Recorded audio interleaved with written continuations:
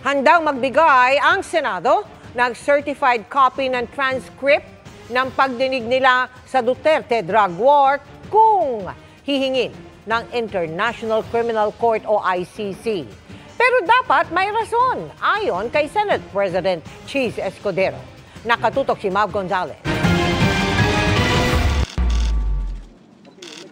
Hindi raw magdadalawang isip ang Senado na ibigay ang transcript ng pagdinig ng Senado sa war on drugs ng Duterte administration basta't may dahilan.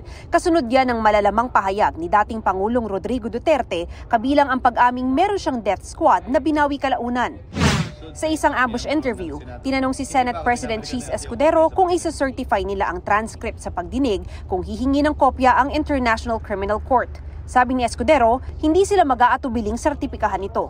Kung may mag-request na valid ang rason para i-request, hindi mag-aatubili ang Senado na mag-certify ng kopya ng transcript ng hearing na isinagawa kaugnay sa EJ case. Pero hindi naman daw basta-bastang ibibigay. Hindi naman pwedeng kung sino-sino lang basta-basta nang walang dahilan at rason. Sinusubukan pang kunin ng GMA Integrated News ang panig ng kampo ng dating Pangulo. Para sa GMA Integrated News, Mav Gonzalez, nakatutok, 24 oras.